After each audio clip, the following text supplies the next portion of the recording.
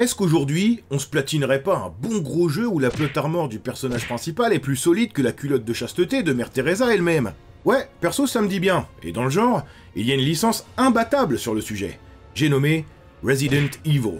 Et pour cet épisode, je vous propose qu'on s'attaque au 4e opus de la saga, ou plutôt, sa version remake. Personnellement, j'ai toujours adoré les Resident Evil. Rien que parmi les plus récents, j'ai d'ailleurs platiné 2 fois le 2 remake, 2 fois le 3 remake, 2 fois le 8, Resident Evil Village qui est d'ailleurs le sujet d'une des précédentes vidéos, une fois le 7, et pour cette vidéo, une deuxième fois également le 4 remake. Et dans sa version PS4 cette fois-ci. Ce qui veut donc dire deux choses. La première, c'est que graphiquement, forcément, on est en dessous de la version PS5. Ouais, hello ça mouille, vous me direz. Mais si je le mentionne, c'est parce que des jeux en version PS4, j'en ai fait beaucoup. Et la qualité graphique ne m'a à vrai dire jamais choqué. Mais RE4 Remake, pour le coup, on sent que sa version PS4 aurait facilement pu tourner sur Nintendo 64. Non mais sans déconner, regardez-moi les textures de cette porte, c'est à deux doigts d'être au même niveau graphique que la version PS1.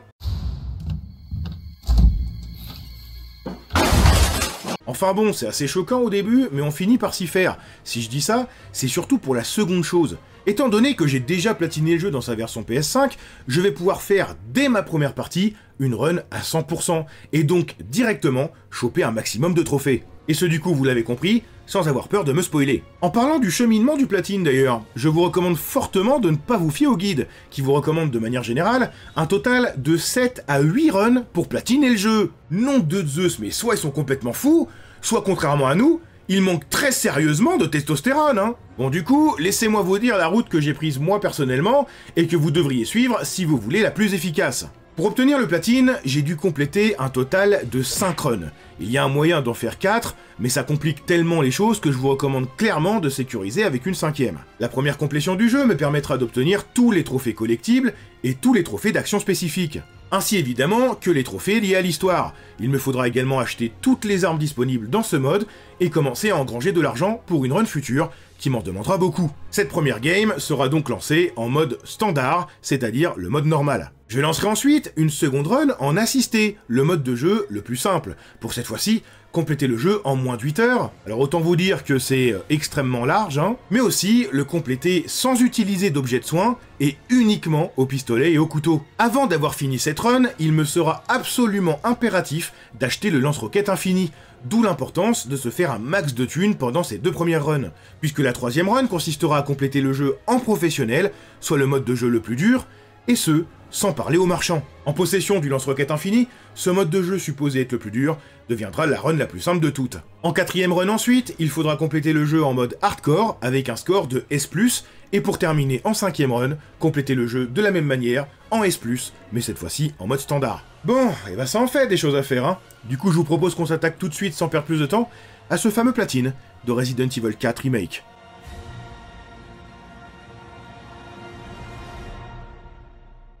Cette histoire commence dans une voiture de police au fin fond d'une vaste forêt espagnole, dans laquelle se trouvent 2 joyeux lurons de la gendarmerie nationale, visiblement plus habitués au confort d'un PMU qu'au tumulte des manœuvres de terrain. Bien ancré sur son siège arrière, nous y retrouvons Léon.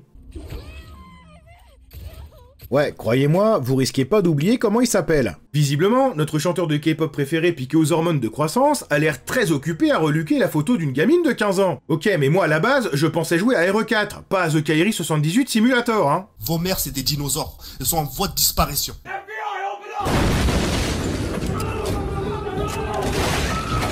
Mais bon, ayant une confiance aveugle envers les hommes arborant un carré plongeant, je me rassure en me disant que c'est certainement pas ce que je pense. Bah c'est vrai quoi. Il s'appelle Léon, pas Astérion, il doit forcément y avoir une raison à cette action. Je n'aurai pour le coup pas vraiment le temps de pousser la réflexion, car quelques secondes plus tard, un des 2 flics qui escortent Léon aura un besoin urgent de faire pleurer le colosse, ce qui nous forcera à nous arrêter sur le bas-côté pour qu'il aille se soulager. Mais à peine l'épée hors de son fourreau, ce dernier entendra du bruit dans les fourrés et se dirigera les bras ballants dans sa direction pour enquêter. Et voilà, encore un PNJ avec l'instinct de survie d'une bouteille de shampoing. Et évidemment, qui va devoir bouger son derche pour partir à sa recherche ? Bon certes, ce deuxième flic a une paire de burnes similaire à des billes d'airsoft, mais au moins, son instinct de survie est proportionnellement inverse à son niveau d'humour. Nous voici donc en route désormais pour retrouver la trace de ce flic dépourvu de sens d'autopréservation. Et tout de suite, nous serons immergés par l'ambiance des lieux, très similaire au bois de Boulogne pendant un week-end de solde. Non mais regardez, il y a même une croix nous indiquant que la dignité d'un client est enterrée ici. Si ça c'est pas du RP, je sais pas ce que c'est, hein. Très vite, nous entrerons en contact avec la population locale, qui au vu de leur tronche, ont soit consommé trop de TikTok de Thibaut InShape, soit ils sont clairement infectés par un corps étranger les rendant extrêmement agressifs. Enfin bon, dans un cas comme dans l'autre, le résultat est le même. Une fois ce premier insolent éliminé d'un high kick rotatif dans la jugulaire, ouais, vous allez vite vous rendre compte dans ce jeu que Léon adore se servir de ses pieds pour massacrer ses adversaires. Nous nous dirigerons dans la cave de l'individu où nous retrouverons le corps inerte du flic, victime de sélection naturelle dans sa forme la plus parfaite. Et sur le chemin du retour, nous recroiserons le propriétaire des lieux revenus des morts, qui visiblement aurait bien besoin d'une séance chez le chiropracteur. Je m'empresserai donc de délier sa nuque à coups de 9 mm dans le citron, et mon diagnostic est désormais clair comme de l'eau de roche. Cet individu a bel et bien été victime d'une overdose de TikTok de Thibaut InShape. Sur le chemin de la sortie de cette maison du diable, je croiserai d'autres individus TikTokisés que je me contenterai d'esquiver, et je trouverai une herbe verte, me permettant de me heal au besoin. Car oui, dans l'univers de Resident Evil, rien de mieux qu'un bon gros d'air pour recharger les batteries, mon cochon. Du coup, juste après avoir roulé mon cône, je trouverai une pièce qui semble être le repère de Norman en Thaïlande. Mais en réalité, je découvrirai qu'il s'agit d'indices sur une fillette retenue dans ce village, et cette fillette n'est nulle autre que la fille du président lui-même. Ce qui veut dire deux choses. La première, c'est que Léon n'est clairement pas youtubeur. Et la seconde, c'est qu'il n'est pas venu ici pour simplement sauver un imbécile de flic. Il a été envoyé ici pour sauver Ashley, une gamine qui a tout simplement l'air d'être adorable. Oh bah alors là, c'est la totale. Et d'autant plus derrière. Oh là.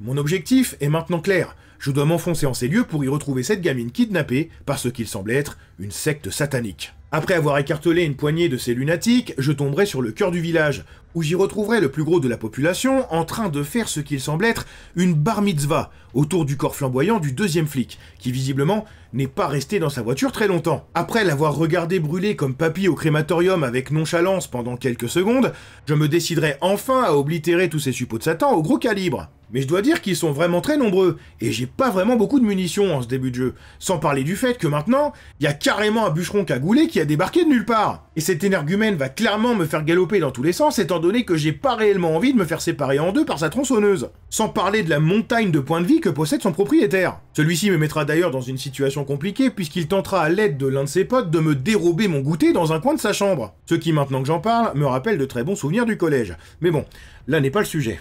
En esquivant habilement sa tronçonneuse dans ce tout petit espace, tout en parant son allié avec mon couteau, j'obtiendrai le trophée de cette seconde action.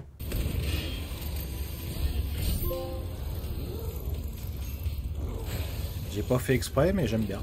Ouais, pour le trophée, il s'agissait simplement de parer parfaitement un coup de mêlée ennemi, mais j'ai toujours aimé faire les choses en grand, vous commencez à être habitués. Une fois l'intégralité de mon inventaire jetée au visage de ces fanatiques, la cloche de l'église retentira, ce qui interrompra instantanément ces fanatiques du dimanche et les fera courir dans la direction de ce qu'il semble être la cantine. La campagne.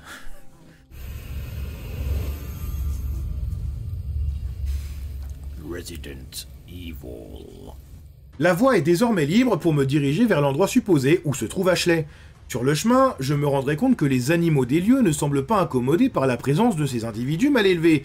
J'en tire donc la conclusion qu'ils sont du même côté. Eh oui, qui ne dit rien consent, comme on dit chez moi. Je vais donc dans la foulée vider l'intégralité de mes chargeurs dans ce qui leur sert de tronche pour m'imposer en tant que sommet de la chaîne alimentaire. Et une fois installé comme hiérarchiquement supérieur à toute forme de vie, je détruirai des médaillons bleus dans le secteur, pour ce qu'il semble être une requête de marchand. Les requêtes de marchand sont des petites tâches confiées par un marchand, logique, qui me rapporteront du loot supplémentaire et surtout du loot plutôt important qui me permettra d'acheter des items rares et décisifs pour la suite du jeu. Sur le point de m'échapper de cette zone, je me ferai agresser comme un vigile pendant des soldes chez H&M par des tonnes de ces blaireaux, avec à leur tête un colosse dans un cosplay Burger King.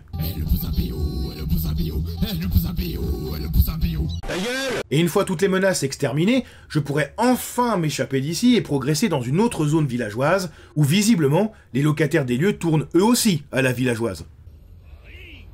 Hey! Hop, on sort une hache du cul. T'es sérieux? Non mais vraiment, ils ont un cerveau.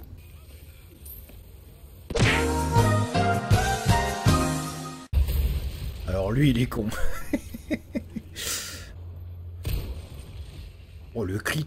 Dans cette zone d'ailleurs, je trouverai mon premier châtelain mécanique. Début de révolte.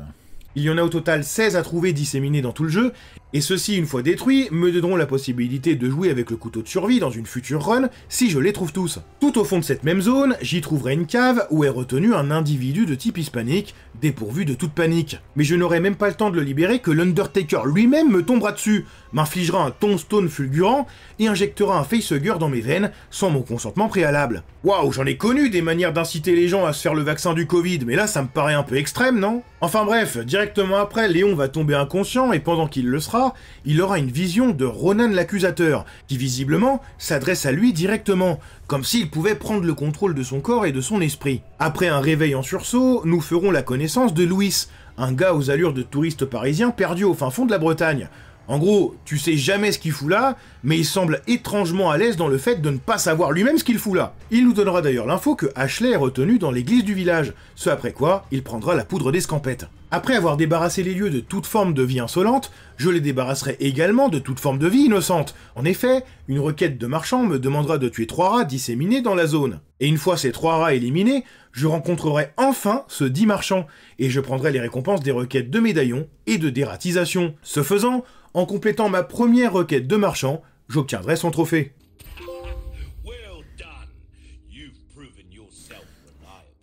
J'en profiterai également pour améliorer mon fusil à pompe, ce qui veut dire que j'obtiendrai également le trophée d'améliorer une arme pour la première fois.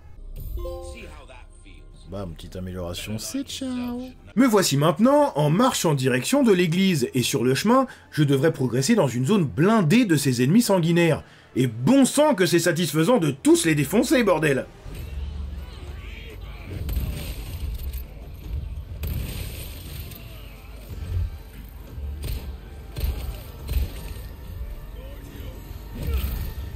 C'est littéralement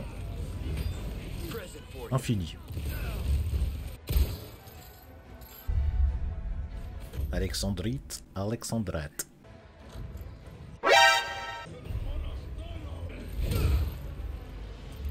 Le kick. Je me rappelais plus de lui. Il était posé sur le trône, tranquille. Il démoulait son cake, je l'ai dérangé. C'est un motif de meurtre, effectivement. Dans la maison du démouleur de cake, je me prendrai un giga Spartan kick de la part de l'Undertaker. Et celui-ci me dira, après m'avoir observé, que mon corps a bien reçu le cadeau. Bon, après, en théorie, un cadeau, c'est censé faire plaisir, hein, mais bon. Celui-ci m'ayant d'ailleurs attrapé par le callback... Tu ne commences pas à me chauffer par le callback. Ada Wong, qui était de passage dans la région pour cueillir des champignons, ne trouvera pas ça très commode, et enverra une balle dans le buffet du catcheur bénévole. Celui-ci va donc s'offusquer et quittera la pièce de honte. Une fois remis de cette rencontre, il est temps de repartir à la recherche de Ashley, et sur le chemin, nous y trouverons Balto, pris dans un piège à loup. Ou plutôt, un piège à ours, vu la taille. Je me dis donc à ce moment-là que ce serait peut-être une bonne idée de le libérer, et c'est donc ce que je vais faire. En parlant de loup d'ailleurs, une meute complète me tombera dessus par la suite, mais sans faire exprès, je me mettrai dans un spot inaccessible pour eux, ce qui me rendra la tâche très confortable pour les cribler de plomb sans effort. Une fois enfin arrivé à l'église après toutes ces péripéties, il s'avère que celle-ci est verrouillée. Ah! Il va donc falloir trouver la clé dans les environs. Pendant ma fouille des lieux, j'atterrirai au beau milieu d'un terrain vague avec des dizaines de corbeaux, soit les conditions parfaites pour y jeter une grenade aveuglante et faire un maximum de kills. Ce faisant, en tuant au minimum 3 ennemis avec une seule grenade aveuglante, j'obtiendrai le trophée. Plein les mirettes. Juste après, j'y trouverai un marchand avec à côté de lui un ascenseur menant à un stand de tir, et en complétant la première épreuve, j'obtiendrai le trophée. Tir aux pirates. Bah, c'était catastrophique. Il y a d'ailleurs un trophée où il faut obtenir un rang S dans tous les stands de tir. Il y aura au total 4 ascenseurs dans le jeu, déverrouillant à chaque fois 3 épreuves supplémentaires. Pour cette fois, je me contenterai donc de faire un rang S sur les 3 premières épreuves. Me voici maintenant aux abords d'un lac autour duquel se trouvent pas mal de zones à explorer, comportant un max de loot, mais aussi des armes et trésors à trouver, ainsi que des requêtes de marchands à effectuer. Mais pour avoir accès à tous ces endroits, il va d'abord me falloir trouver de l'essence pour alimenter une petite embarcation. Une fois celle-ci fonctionnelle, je l'emprunterai directement pour tomber en panne 7 mètres plus loin, au beau milieu d'un lac où se trouve un poisson-chat géant visiblement habitué à bouffer les viennoiseries de Philippe Grolet, à en juger par son taux de cholestérol. Ainsi, la séance d'acupuncture peut commencer, et je lancerai à ce poisson de fond une bonne 50aine de harpons que visiblement je fais spawn depuis mon fion avec un glitch de décuplement infini. Ouais, c'est la seule explication que j'ai trouvée perso, hein. Libre à vous de trouver la vôtre. Une fois ce batracien annihilé sous mes lancers de cure-dents, c'est le trophée baignade interdite qui me sera offert. Yo, baignade interdite.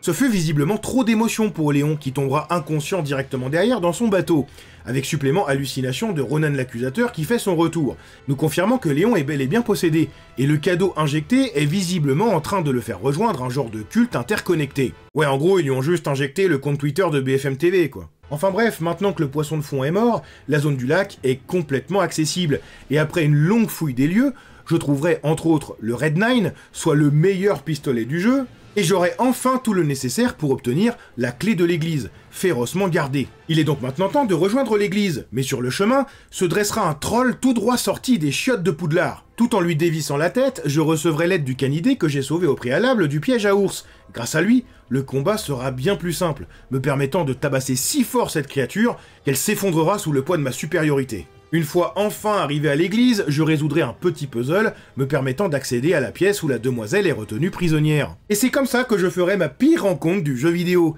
Je vous présente Ashley. Alors, comment je pourrais vous présenter Ashley en étant le plus précis possible?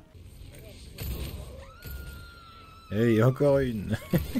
Alors, on va l'entendre couiner, les gars, je vous le dis. C'est pas prêt de s'arrêter. Ah, à vrai dire, je vois pas vraiment, hein. Je crois que j'ai mis une tête. Oh non. Oui, voilà, c'est ça. Imaginez qu'on vous ait inséré une pomme de pain éclose dans le derche. Voilà, c'est ça qu'on ressent quand on est avec elle. Non, pire, imaginez-vous en chaussettes, et là, boum, vous marchez dans une flaque d'eau. Non, pire, imaginez que vous recevez un mail du facteur qui vous dit que vous n'étiez pas là pour récupérer un colis, alors que ce cotorep n'a même pas sonné à l'interphone. Colissimo de m... Oui, j'en profite pour faire passer un message, et alors? Enfin bref, Ashley, c'est tout ça, et bien plus encore. C'est littéralement le pire PNJ du monde du jeu vidéo. Et j'ai platiné The Evil Within, hein, donc je sais vraiment de quoi je parle. Ashley, si je peux vraiment lui citer un seul point fort, c'est vraiment qu'elle a l'instinct de survie d'une portière de Clio 2, hein. Quoi, comment ça, c'est pas un point fort? Ouais, bon bah du coup, elle a aucun point fort, et en plus de ça, elle fait que couiner, genre au bout de 20 secondes de marche, elle veut littéralement faire une pause. Mais elle a 15 piges, bordel, elle a rien vécu encore, comment ça, elle est déjà fatiguée? Et visiblement, le simple fait de sa présence fait en sorte que les ennemis deviennent tous des aficionados de Norman Tavo lui-même, dont leur seul objectif sera désormais d'embarquer la gamine comme un sac à patates. Oh oui, elle va vous rendre fou, vous imaginez même pas à quel point.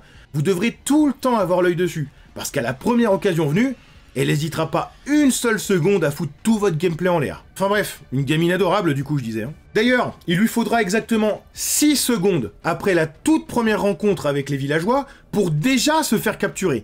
6 secondes, c'est le temps de repos que j'ai eu avec elle. Mais du coup, en la libérant via une balle tirée dans les rotules de l'agresseur, j'obtiendrai le trophée de la secourir pour la première fois. Ça commence, ça commence. C'est que le début. Oh, la première d'une si longue série. Bon, à partir de maintenant, vous l'avez compris, on va devoir se coltiner Ashley, ou Ashmerde de son surnom, pendant un sacré bout de temps. Il va donc falloir mentalement être très solide. L'objectif principal désormais sera de rejoindre la zone d'extraction pour nous enfuir.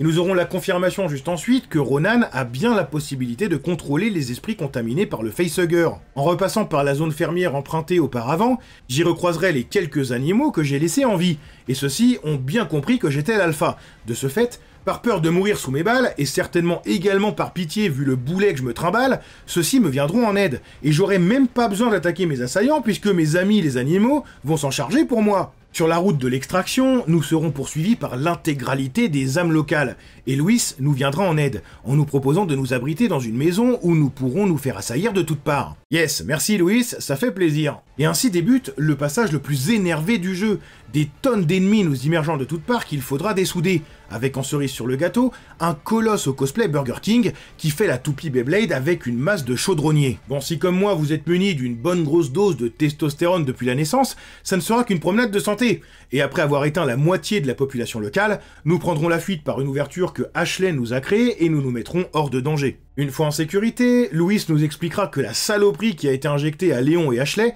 s'appelle le Plaga, ou Las Plagas. Il s'agit d'un parasite qui transforme peu à peu son hôte en dégénéré psychotique complètement manipulé mentalement par le grand méchant du jeu. Mais par chance, Le parasite prend du temps à faire effet, et Louis a une solution pour le retirer chirurgicalement, étant donné que lui-même fut autrefois contaminé, puis guéri grâce à cette dite opération. L'objectif est donc désormais de trouver un lieu sûr pour attendre que Louis nous recontacte pour nous faire cette fameuse opération, étant donné que de toute façon, l'extraction par hélico est pour le moment impossible à cause du mauvais temps. Juste après ça, Louis ira à la rencontre de Ada Wong et ils entretiendront une discussion où Louis a visiblement passé un deal avec Ada, où il doit lui rapporter une ambre en échange de se faire extraire de la zone. Il lui dira que l'ambre est sécurisée mais qu'il ne l'a pas avec lui.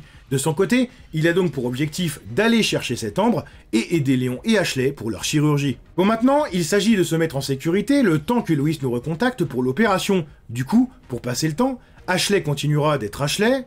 Je galère à reprendre. Léon tapera son meilleur salto arrière pour esquiver des coups où il aurait simplement suffi de reculer de 10 cm, Undertaker nous retombera dessus, et H-Merde continuera d'être H-Merde. Ah, faut pas qu'elle en manque une, sinon c'est chiant. Là, c'est déjà mort. Hein. Je vais la terminer, tranquille.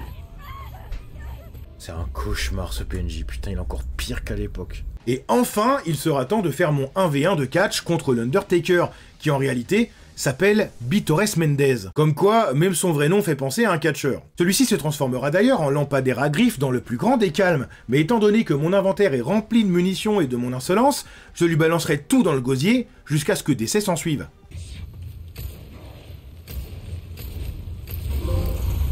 Allez, donc tentez. Quelques secondes après ce combat, je trouverai le tout dernier trésor de la première zone du jeu, le village, pour le trophée. Bim. Nous arrivons désormais dans la zone du jeu où tout ce qui bouge voudra dévisser votre tronche pour s'en faire un KGB dans le plus grand des irrespects. J'ai nommé le château. C'est à l'intérieur de celui-ci où nous devons retrouver Louis, qui a en sa possession un médoc pour nous qui nous permettra de ralentir la propagation du parasite en attendant l'opération. À l'entrée de ce château se trouve une zone particulièrement charmante, où tous les ennemis chercheront à vous faire imploser le rectum à coups de catapultes dynamitées. Il faudra donc habilement esquiver les boulets ennemis. Enfin, non, correction. Il faudra que vous ayez la chance qu'Ashley ne décide pas de comparer son fion avec un parking à vélo pour pouvoir passer sans embûche. Même si, avec H-Merde, passer sans embûche, c'est quasiment impossible. Une fois la zone sécurisée un minimum, il faudra se servir d'un canon pour détruire les catapultes, ainsi que la porte d'entrée du château. Donc, pourquoi pas en profiter pour, par la même occasion, dissoudre une poignée d'ennemis à l'aide de ce dernier? Allez, dans ton fiontard. Oh là, mais j'ai tous décimés.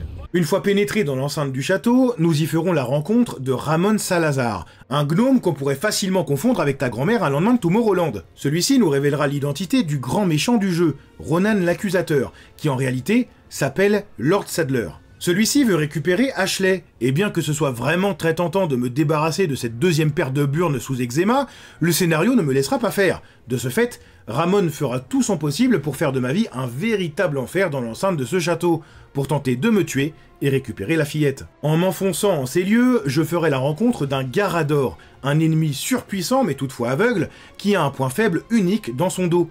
De ce fait, la danse peut commencer, et je prendrai la décision de vaincre ce freluquet uniquement avec des couteaux, et de manière furtive, ce qui finira par le rendre tellement fou qu'il essaiera en vain de prendre la voie 9/3 direction Poudlard Express.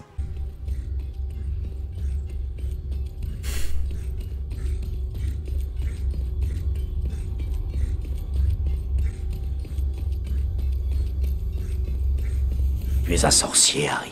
Une fois ce sorcier Kotoreb vaincu uniquement au couteau, j'obtiendrai le trophée. Allez, dans le fion. Bon, après, c'était pas la chips la plus croustillante du paquet, lui. Mais... Une fois sorti des geôles et après avoir passé des épreuves de l'enfer, Ashley finira par se faire partiellement posséder par Sadler. Et en s'en rendant compte, celle-ci finira par paniquer et se barrer en courant, ce qui fait que nous sommes temporairement débarrassés de sa présence. L'objectif est donc désormais d'aller la chercher, et ce évidemment vous l'avez compris, contre mon gré, et contre le gré de n'importe qui d'ailleurs. Sur le chemin, je devrais éliminer Pierre Ménès d'une gorge profonde au boulet de canon, et je tomberai très vite dans la foulée sur la pleurnicharde que je devrais rassurer pour reprendre la route en direction de Louis. Qui d'ailleurs nous contactera pile à ce moment pour nous dire qu'il est dans le pétrin, et qu'il a besoin d'aide. Pour le rejoindre, nous devrons donc traverser un labyrinthe,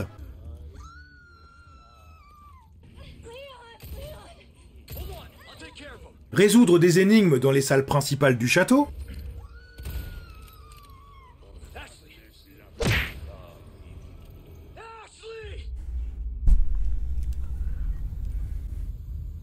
On en profitera pour faire un peu de stand de tir. Et j'achèterai ma première amélioration spéciale sur le magnifique Red 9. On enchaînera ensuite avec la meilleure phase du jeu, où Léon se fera piéger, nous forçant à jouer dans les bottes d'Ashley. Et pas besoin de vous faire un dessin pour vous illustrer la montagne de plaisir que ça représente. Tout ça pour que dans la définitive, cette guenaude se fasse capturer par le prédateur en personne. Ah ouais, elle va clairement pas manquer une occasion de nous les briser, ça c'est sûr. Bon, bah l'objectif, pour ne pas changer, est maintenant de retrouver Ashley. Encore. Tout en retrouvant Louis parallèlement pour pouvoir recevoir le traitement. Ouais, j'ai l'impression d'être la babysitter la plus mal payée du jeu vidéo là tout de suite. Hein. De ce fait, après avoir traversé une salle remplie de mouches radioactives, et après avoir vaincu 2 Garador d'un coup, je trouverai Ashley dans la salle du trône en pleine happy hour avec Ramon Salazar et ses collègues. Ah ouais, donc moi je me pète les burnes à courir partout dans le château pendant qu'eux ils sont en train de prendre leur meilleur apéro, c'est quel genre d'irrespect ça? Mais visiblement, il semblerait que je sois pas invité et que je dérange, du coup, je me fais jeter au fond d'un puits comme un malpropre. Au fond de ce dernier, j'y trouverai d'ailleurs une couronne, soit le seul trésor du jeu permettant de gagner plus de 100 000 pesetas une fois serti des bonnes pierres. Et c'est d'ailleurs ce que je vais faire quelques secondes après, en la vendant pour la modique somme de 108 000 pesos. J'obtiendrai donc le trophée de vendre un trésor pour une somme d'au moins 6 chiffres. Affaire bien compris. Juste après ça, je serai confronté au Verdugo, soit une abomination supplémentaire méritant la mort par ingestion abusive de chevrotine. Cette saloperie va me chasser dans toute la carré en m'obligeant à faire des saltos dans tous les sens pour m'en sortir indemne. Et avec les pièges de glace me permettant de figer le Verdugo pour le corriger, autant vous dire que jamais de ma vie je me suis senti si proche d'un RP Philippe Candeloro. Une fois cette créature criblée de balles dans tous les sens, elle finira par s'effondrer, m'offrant par là même son trophée.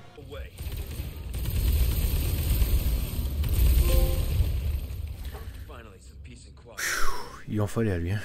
Après cette exécution, je retrouverai enfin Louis, qui me remettra un inhibiteur permettant de ralentir l'infection par le parasite. Et j'y trouverai également le 3e stand de tir du jeu, dans lequel je ferai le trophée de transpercer et détruire 5 cibles avec une seule balle. Même si en réalité, j'ai pas compris pourquoi il est tombé là, étant donné que c'est pas du tout ce que j'ai fait, mais bon. Trick shot.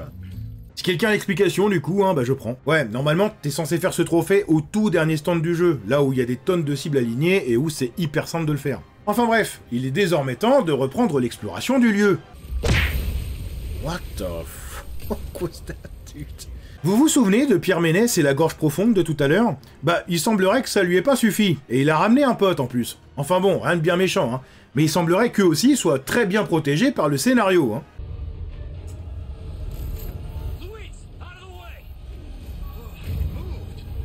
Attends, tu te fous de ma gueule là?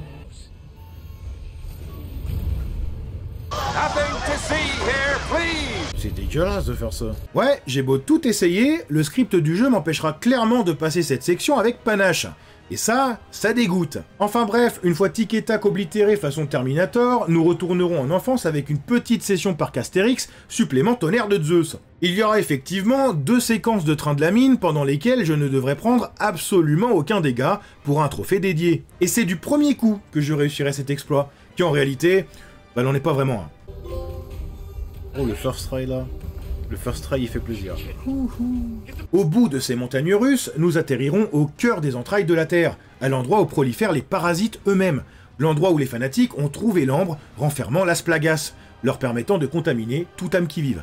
À peine sorti des sous-sols de ces enfers, Louis se fera poignarder dans le dos par le Major Krauser, l'agent qui a formé Léon quand il n'était qu'une simple recrue, qui lui aussi a été contaminé par le parasite. S'engage alors un duel au couteau, duquel personne ne ressortira vainqueur, puisque Krauser prendra la poudre d'escampette. Après avoir fait nos adieux à Louis, le vrai crack de ce jeu, hein, si vous voulez mon avis, il va falloir que je rejoigne le sommet de la tour où se trouve Ramon Salazar pour l'éliminer. Eh oui, je vous rappelle que c'est lui qui détient la gamine, alors même si c'est à contre-cœur, je vais devoir lui foutre la tête au carré. Hein. De ce fait, je devrais emprunter un ascenseur jusqu'au sommet, mais si un ennemi marche dessus, celui-ci s'arrêtera. Et pour le trophée « Prenez les escaliers », je devrais faire tout ce trajet en ascenseur sans que celui-ci ne s'arrête une seule fois. La première fois que j'ai fait le jeu, l'année dernière, je l'ai fait du premier coup. À vrai dire, je l'ai même fait du premier coup à chaque run sans même le vouloir.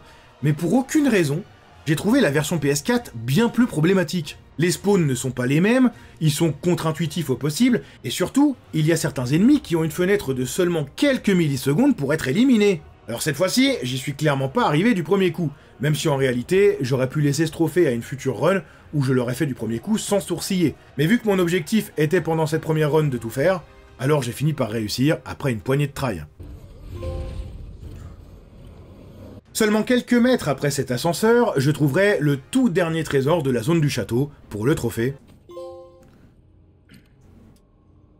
Ça y est, me voici maintenant confronté à Ramon Salazar, ou devrais-je dire Ramon Bulbizarre, qui s'est transformé en Pokémon du même nom dans le plus grand des calmes. J'en profiterai donc pour réaliser son trophée manquable, qui consiste à devoir lui lancer une grenade dans le gosier. Il faudra attendre le bon moment et avoir un peu de chance pour qu'elle pète correctement, et vous octroie donc le trophée. Eh ben, c'était si simple. Une fois ses amygdales séparées de sa gorge, il me restera juste à finir de lui remplir sa bouche de plomb pour l'exterminer une bonne fois pour toutes. Bam. Dans le gosio, tête de nœud. Une fois Ramon éliminé, ce sera à Krauser d'y passer. Mais pour ça, il me faut un bateau. C'est la clé de son cœur. Une fois débarqué sur l'île où il se cache, je me rendrai compte que la population locale est sur les dents. Même les sangliers armés de bracelets mitrailleuses voudront ma peau. Ouais, s'il y a bien une phrase que je pensais jamais dire de ma vie, c'est clairement celle-là. Je finirai même par y croiser des régénéradors, des expériences de laboratoire théoriquement immortelles, puisqu'elles se régénèrent à l'infini, comme son nom ne l'indique pas du tout d'ailleurs. Mais un viseur spécial de fusil d'assaut me permettra de voir les parasites à l'intérieur de leur corps, et il faudra tous les faire exploser pour retirer le facteur régénérant de ce mob, et donc le vaincre. J'en profiterai donc dès mon premier affrontement avec une de ces saloperies, pour faire le trophée d'exploser 2 parasites de régénérador avec une seule balle.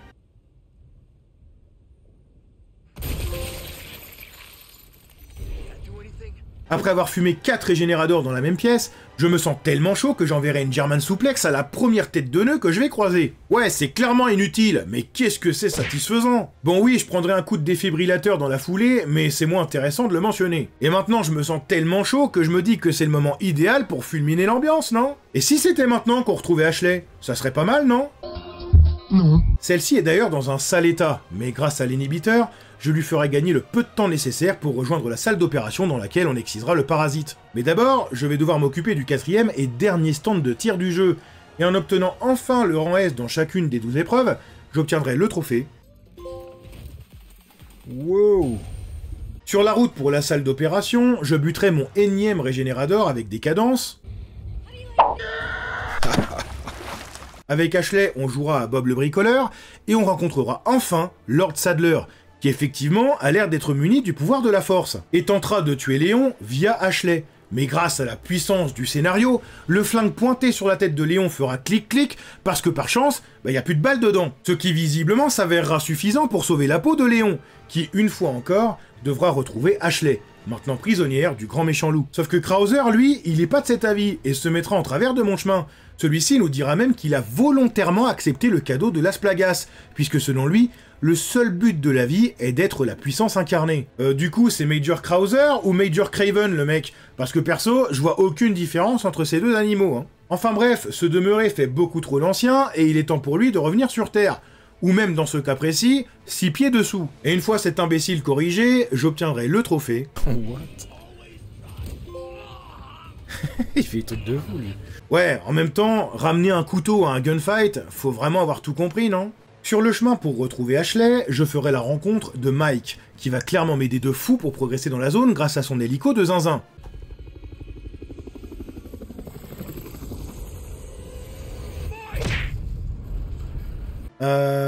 Ouais bon, vous connaissez Resident Evil, hein. Tout ce qui vit finit forcément par mourir. J'accomplirai dans la foulée la dernière requête de marchand. Je retrouverai enfin Ashley et réussirai à la sauver grâce à Ada qui nous sortira d'une situation difficile. Et c'est à ce moment-là que débutera la phase la plus lente de l'univers du jeu vidéo. Une phase qui a uniquement pour but de surfumer le rythme du jeu. Une marche extrêmement lente de Léon avec Ashley dans les bras jusqu'à la salle d'opération où nos deux protagonistes se verront enfin libérés du parasite qu'ils avaient en eux. Il ne reste désormais qu'un seul objectif, ou plutôt deux. Il faut fuir de cette île impérativement et abattre Sadler une bonne fois pour toutes. Sur le chemin, je trouverai mon dernier trésor de l'île, et accessoirement, le dernier trésor du jeu. On est tout bon, c'était tous les trésors du jeu. Et je tomberai enfin sur Osmund Sadler, qui, comme chaque boss final de cette licence qui se respecte, finira par se transformer en une abomination dont on ne saurait discerner la tête du cul, et qui a des yeux géants partout en guise de point faible. Ouais, pas de doute, je suis bien sur un jeu Resident Evil. Pour en finir avec cet illuminé, Adam enverra un lance-roquette rouge, et oui, parce qu'un lance-roquette rouge fait toujours plus de dégâts qu'un lance-roquette pas rouge, et je m'en servirai pour faire imploser ce tas de tentacules qui pourrait faire pâlir le Japon tout entier de plaisir. Mourir est mourir. Maintenant, il est encore une fois temps de prouver que l'on joue bel et bien à un jeu Resident Evil, et ainsi démarre la phase chronométrée pour décamper de la zone pendant que tout explose de manière complètement aléatoire. Pendant cette fuite, je trouverai d'ailleurs le dernier châtelain mécanique pour le trophée. Petite révolution. Et avec Ashley, nous mettrons la main sur un scooter des mers. Pour un trophée manquable, nous devons d'ailleurs nous échapper avec ce scooter sans prendre le moindre dégât. Et vu que quand j'étais gosse, j'ai fait plusieurs colonies de vacances en mer, j'en ai visiblement gardé la mémoire musculaire et je réaliserai ce trophée du premier coup, comme un véritable professionnel. Let's go first try, allez c'est ciao. Une fois enfin sur un moyen de transport en direction opposée de cette satanée île, nous apercevrons Ada, en hélico, qui visiblement a mis la main sur un morceau d'ambre de Las Plagas. Celle-ci nous révélera qu'elle était envoyée par Wesker, soit la plus grosse saloperie de cette licence, qui compte détruire des milliards de vies, et ce juste pour le fun. Mais comme c'est pas gentil d'être méchant, Ada retournera subitement sa veste pour aucune raison, comme si elle était pas au courant de ce qu'elle faisait là depuis le début. Et elle changera le cap de l'hélico, pour que Wesker ne mette jamais la main sur ce parasite. Ainsi se termine l'histoire de RE4 Remake, ainsi que ma première run du jeu à 100%, m'offrant le trophée d'avoir fini le jeu en mode standard ou supérieur. L'homme de la situation. Attaquons-nous maintenant à la seconde run du jeu, la run uniquement au pistolet et au couteau, et où je n'aurai absolument pas le droit d'utiliser le moindre item de heal. Run que, évidemment, je vais lancer en mode de jeu le plus simple. Cette game peut se lancer en NG+, ce qui veut dire que je peux déjà utiliser mon Red 9 amélioré au max, et tous les couteaux lootés dans la game préalable. Bon, du coup, c'est pas une promenade de santé, mais presque, hein. En ce qui concerne cette run, rien de réellement fou à signaler. Désolé, Louis. Le moindre flinch, il bouge plus pendant 3 jours. Ah!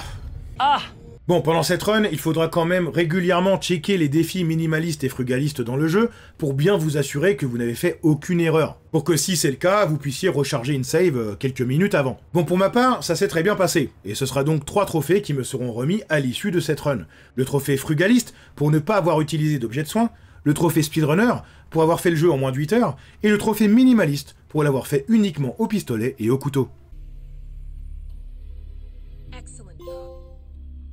Speedrunner, moins de 8 heures. Frugaliste, sans se soigner. Et minimaliste, uniquement au gun et au couteau. Nous voici maintenant prêts à lancer la 3e run, la run professionnelle en NG+, sans parler aux marchands. Pour ça, très simple. À la fin de ma run au pistolet, j'ai acheté au marchand le lance-roquette infini, juste avant le boss final. Et pour ça, il a donc fallu que je ramasse bien tous les trésors sur mes 2 premières runs. Eh oui, parce qu'il coûte 2 millions quand même. Ce faisant, en démarrant ma 3e game en professionnel, j'avais directement dans mon inventaire le lance-roquette infini. Et donc, comme chaque Resident Evil qui se respecte, le mode de jeu supposé être le plus difficile devient la run la plus simple de toutes.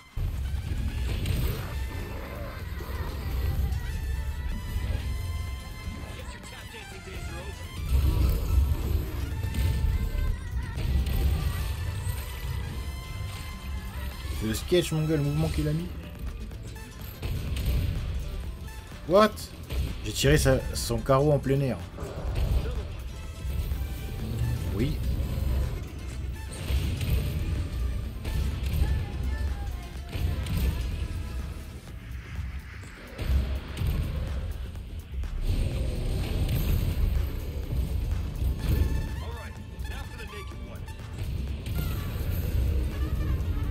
Ça c'est fait.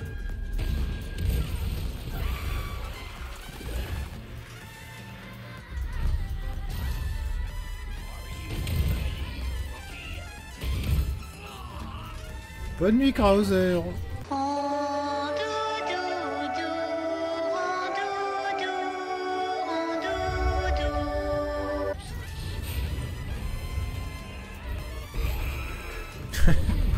c'est fini.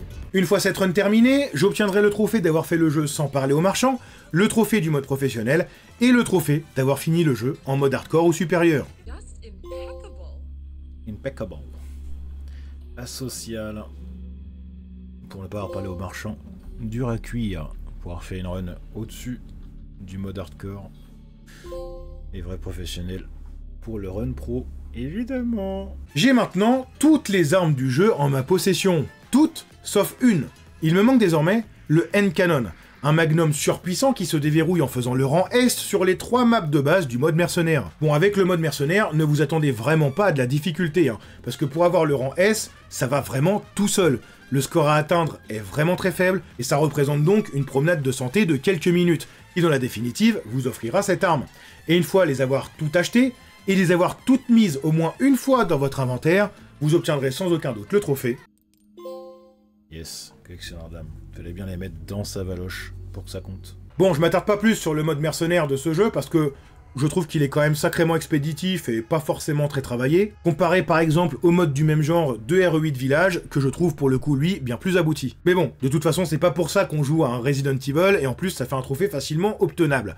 Donc bon, que demande le peuple? Il ne reste désormais que 2 trophées à récupérer. Le premier est de faire le jeu en hardcore, et d'obtenir la note de S+. Pour ça, le jeu doit impérativement être lancé en NG, ce qui veut dire qu'aucune de mes précédentes améliorations ne sera disponible. Mais par chance, dans ce mode de jeu, j'ai le droit d'utiliser la Chicago Sweeper. Soit en d'autres termes, une mitraillette tard l'époque qui, une fois arrivée au château, aura la possibilité d'être améliorée en munitions infinies. De ce fait, le début du jeu peut s'avérer un peu technique, surtout la toute première phase au village, mais une fois la Chicago Sweeper améliorée, c'est un vrai carnage. Personnellement, j'ai fait un peu n'importe quoi avec mes spinels, et donc j'ai amélioré l'arme bien plus tard qu'à l'arrivée au château. Mais malgré tout, c'est resté relativement tranquille. Bon, en soi, les modes hardcore dans les Resident Evil sont toujours bien équilibrés, et loin d'être insurmontables. Et comme je l'ai dit, une fois que vous avez les munitions infinies, bah ça devient juste un vrai carnage, quoi. J'aime bien comme c'est scripté, le fait qu'ils se mettent dessous avant que ça parte en couille.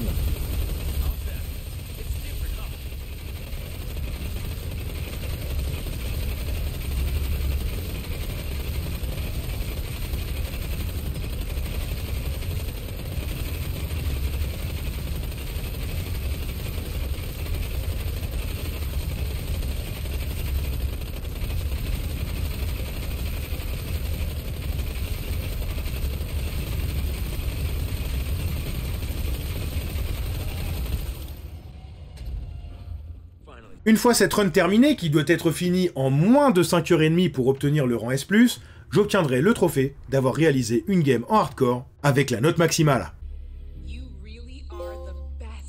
S+, dude. Run à la suite de laquelle, je lancerai directement le jeu en standard pour le trophée de faire la note S+, mais cette fois-ci, dans ce mode de difficulté. Bon là, c'est littéralement la même chose, mais en plus facile. Mission accomplie S+, pour le standard S+, en 3h41 et 47 secondes sans sauvegarder pour le platine. Vamos a la plaga. Et je ne ferai pas la suite, sinon c'est copyright. Bon, et ben encore un petit platine dans la poche de plus, hein. Le 339e de ma liste. Bon, je sais que ce Resident Evil fait peur à beaucoup de gens, parce que tous les guides affichent au moins 8 runs à réaliser.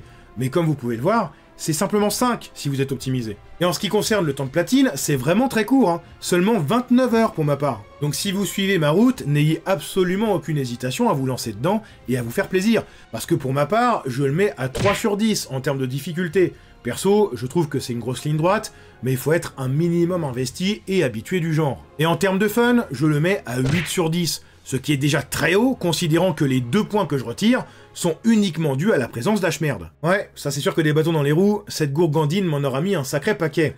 C'est bien pour ça que dans la vie, quand on avance vers ses objectifs, c'est pas ses roues qu'on doit regarder, c'est droit devant, en direction des murs à abattre, pour finalement, embûche après embûche et Ashley après Ashley, finir par toucher son but du doigt.